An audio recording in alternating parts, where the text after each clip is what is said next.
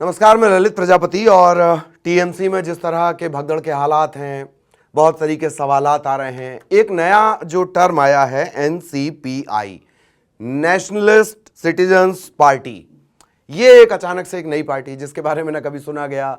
खुद इक्का दुक्का बार इसके बारे में जानकारी मिलती है, त्रिपुरा के चुनाव में इसके बारे में जानकारी मिलती है। आखिर क्या वजह है भाई? सवाल खड़े हो रहे हैं कि क्या वजह है कि ये जो बागी सांसद हैं वो एनसीपीआई ही जा रहे हैं। उन्हें क्यों लगता है कि ये ज़्यादा बेहतर विकल्प है?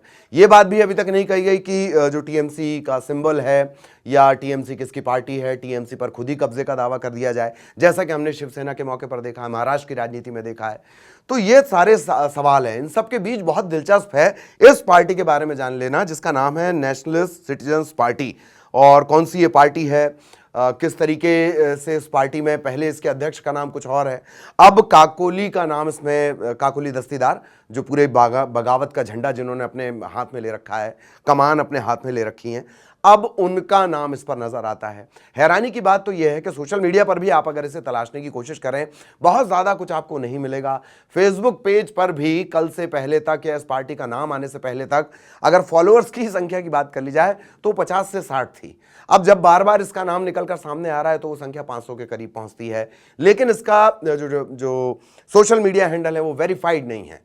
वेरीफाइड आप जान रहे हैं, ऐसे राइट का मार्क लग जाता है, एक स्पेशल कलर भी मिल जाता है, उस तरीके से भी इस पार्टी के पास नहीं है। यह भी एक सवाल उठता है कि आखिरकार इसी पार्टी का सहारा क्यों लिया गया, या इस पार्टी का सहारा क्यों लिया गया। सिलसिलेवार आपको बताते हैं। दरअसल काकोली घोष ने ओम बिरला से मुलाकात की, उसके बाद पत्रकारों ने सवाल किया।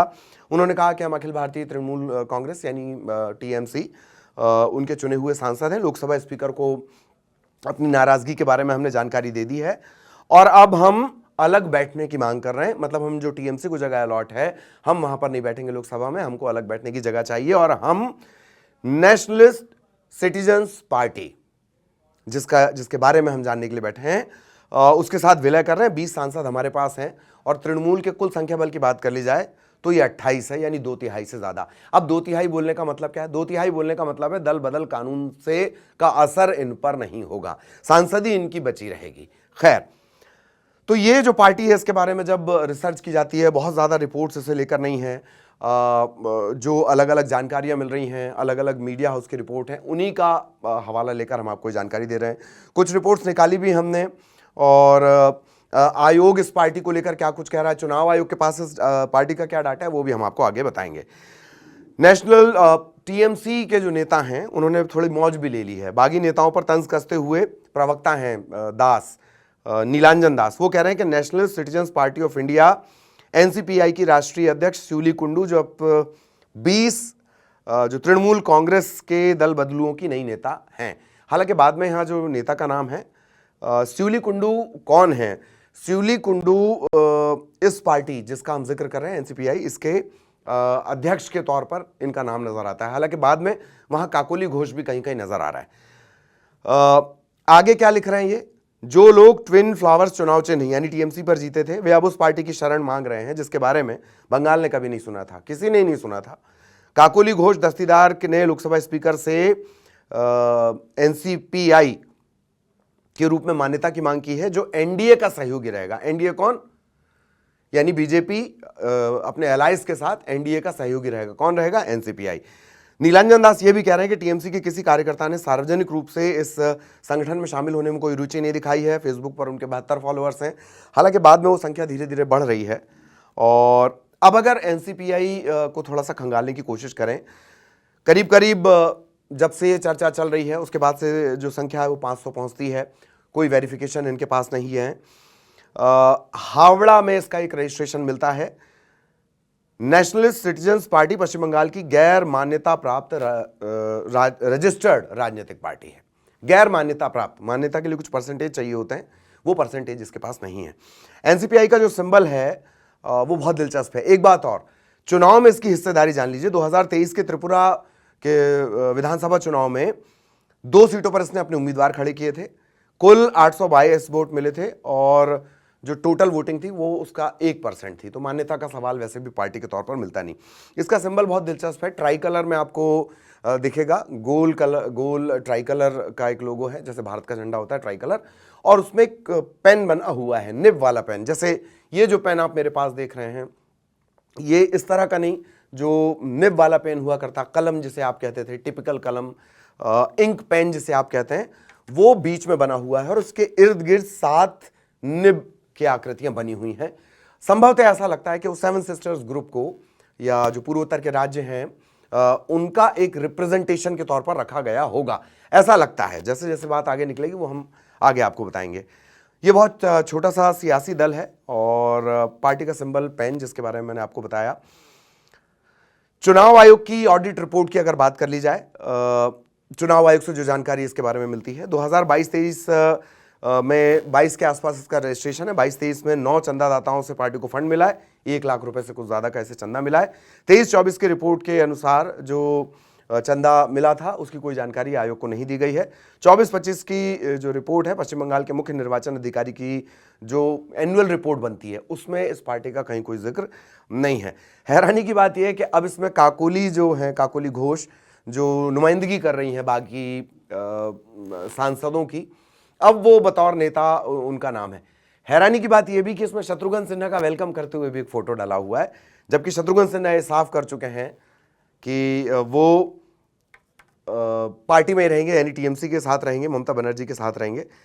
हालांकि बदलता है, सियासत में दिल बदलते देर कहाँ लगती थी। यही सायोनी घोष हैं, गाया करती थी, क्या हुआ तेरा वादा, और तुम बिन दिल कहाँ लगेगा, काबे की बात करती थी, इन्ना लिल्लाह जो कलमा होता है वो पढ़ लिया करती थी, गुरबानी बोल लिया करती थी, वादा गिना रही थी, और अब वही बागी सांसदों में भी उनका नाम शामिल आ गया। खैर, तो ये गुमनाम पार्टी अचानक चर्चाओं में है, एनसीपीआई, जिसका हम जिक्र कर रहे हैं। 2023-22 का इसका रजिस्ट्रेशन है, रिकॉर्ड में दर्ज है। ऑडिट रिपोर्ट, डोनेशन, उसके कुछ कुछ रिकॉर्ड मिलते हैं, कुछ रिकॉर्ड नहीं मिलते हैं। त्रिपुरा पर 2 सीटों पर इसने उम्मीदवार उतारे और कुल 1%, 822 कुछ वोट मिले थे, जो उस कॉन्स्टिट्यूएंसी के लिहाज से 1% होता है।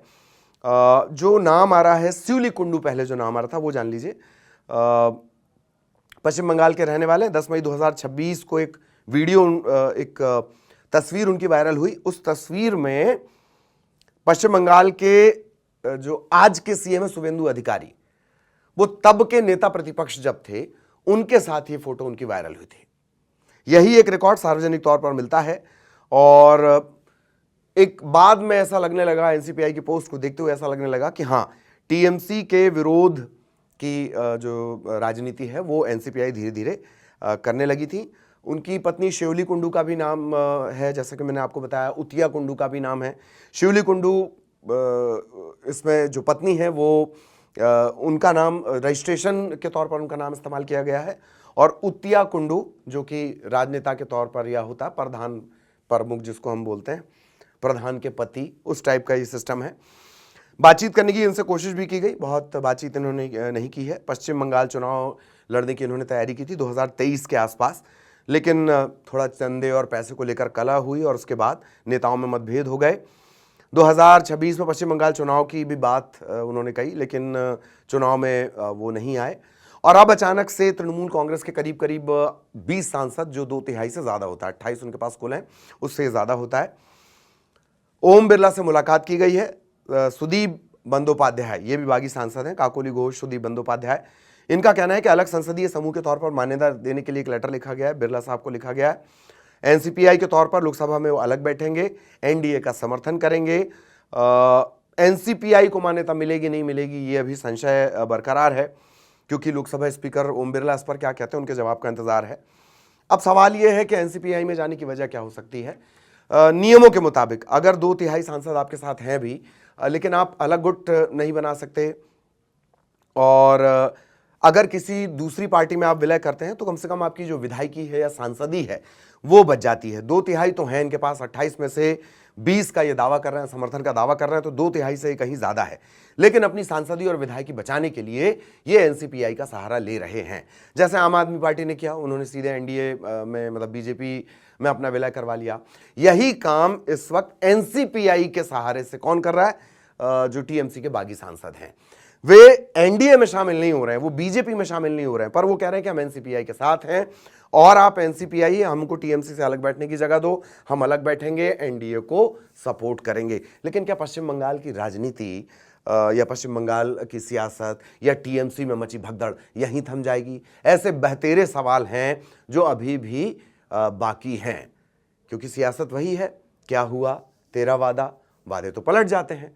तो बहुत दिलचस्प होगा, इस पर बहुत बारीक नजर रखना। आगे भी आपको हम अपने जरिए अपडेट लगातार पहुंचाते रहेंगे, क्या कुछ इसमें होगा वो जानना दिलचस्प रहेगा। हमारे साथ बने रहिएगा।